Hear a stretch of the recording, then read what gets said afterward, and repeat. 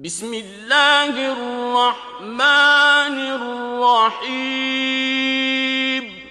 يستفتونك قل الله يفتيكم في الكلالة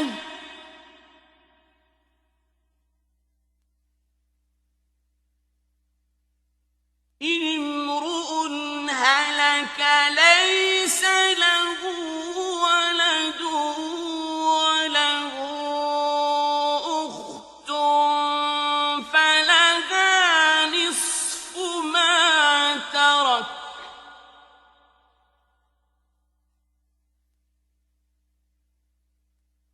وهو يرثها إن لم يكن لها ولد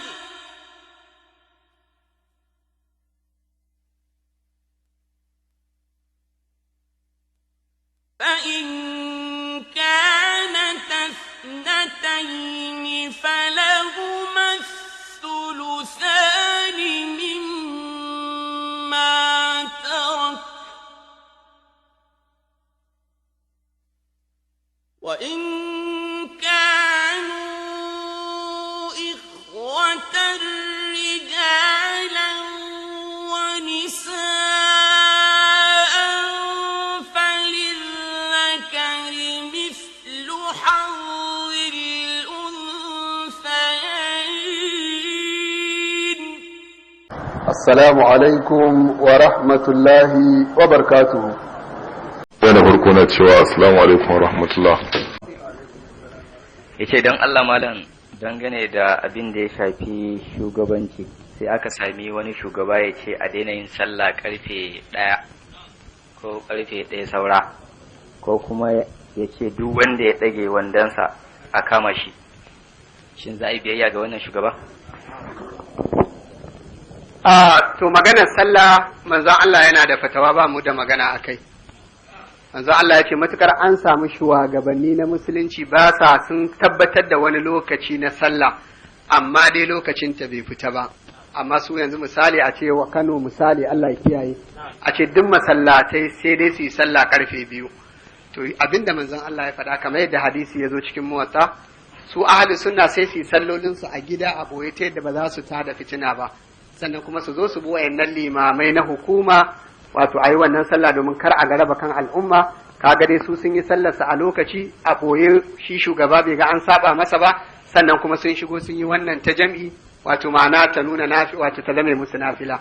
Ina ji kamar yadda ruwaya ta zo a muwatta irin wannan ya faru, manzon Allah yake ce wani yake tambaya to in mun sami irin wannan shugabanni ya kamata a yi ce to ga hanyar da za ku bi.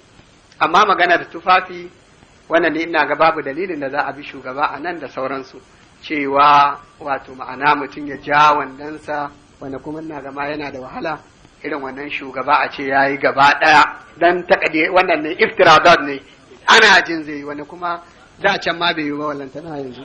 Allah ya samu dace. Mai tambaya na gaba na cewa assalamu alaikum wa rahmatullah. Yace don Allah malam mai shari'a ta tattala dangane da auren sadaka. To auren sadaka kashi biyu ne, akwai wanda aka fi wato ake yi har yanzu ba a daina ba a ƙauyuka, ya ba ta da manemi, uba ya gayyaci mutane ya sai goro da alewa a taru ya ɗaura wa ‘yarsa aure, kuma mafi yawanci ma a sani na ba wai sadakin yake bayarwa ba. To bayan an gama wannan kuma an wanke ta kamar da suke cewa, sannan sai kuma a yi tunanin wa za a kai.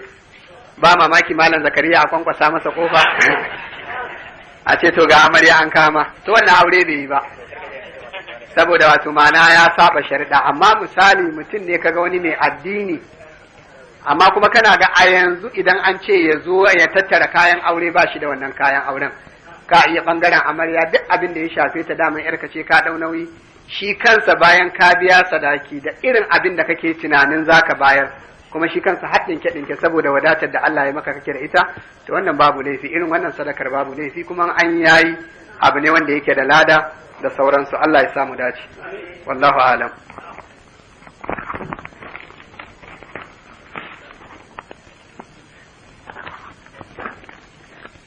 wannan na cewa assalamu alaikum wa rahmatullah.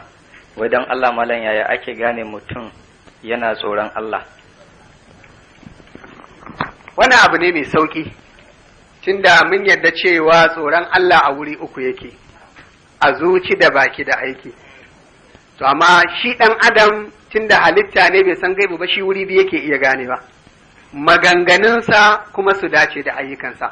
Duk mutumin da muka ga maganganunsa ba sa saba shari'a mafi yawanci, ayyukansa mafi yawanci an kasa kashi 10, kashi 8 ko 7 duk akan hanya suke, so sai mu ce wani akwai alamun tsoron Allah tattare da shi.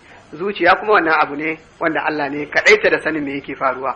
Shi yasa manzo Allah a cikin wato asamu minni dima'ahum wa amwalahum sai ya ce wa hisabuhum ala Allah. Abinda suka boye a zuci kuma wannan Allah ne zai musu hisabi, dan ni ban san gaibu ba. Wallahu a'lam. Da haka dai aikin mutum shi yake da maganganunsa su suke nuna cewa mai tsoron Allah ne. Allah ya sa mu dace. Wannan na cewa malam a karatu kamar na sati 3 da suka wuce an yi magana akan ƙayyade iyali wato family plan. Ya ce amma to akwai wata rana da idan ba a manta ba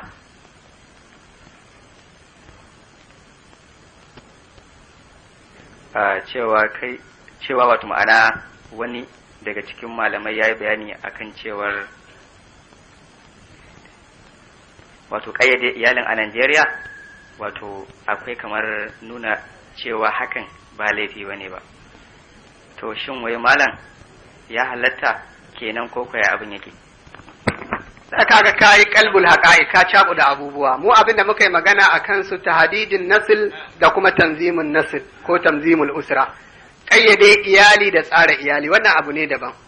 Kamar bature zai ce yaya 2 ko 3 sun ishe shi ko ɗaya ma. Wannan shine wato ma'ana tahdidin nasli. Wannan ba wani malami da ya saba haramun ne. Amma tanzimul usra tsarin iyali kace daga ɗana na farko na idan aure in haifi yaya ko 100 ne misali, amma ina so daga wa da kani ko yaushe tsakanin su ya zama shekara 3.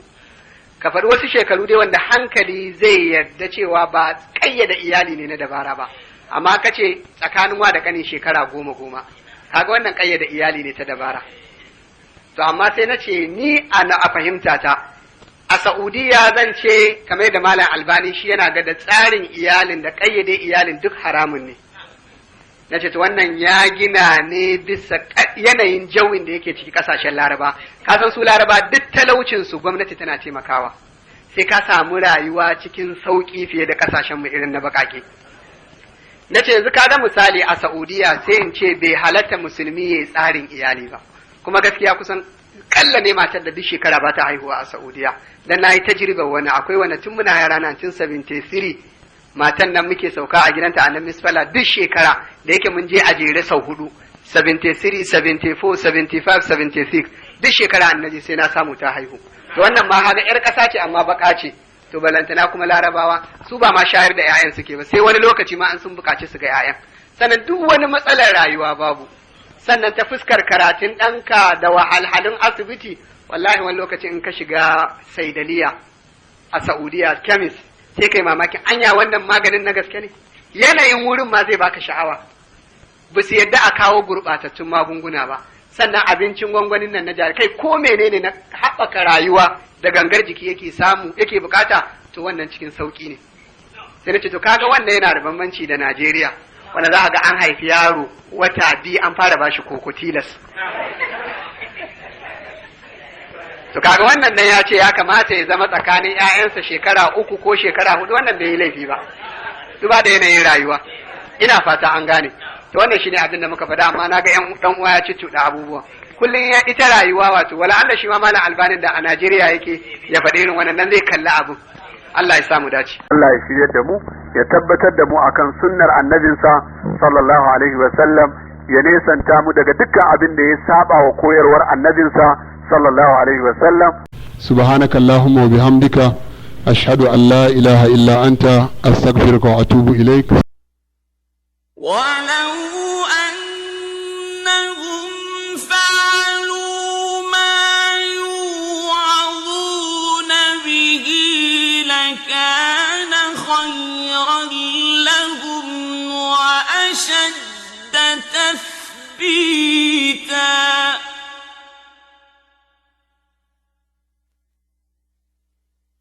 وإذا لآتيناهم من لدنا أجرا عظيما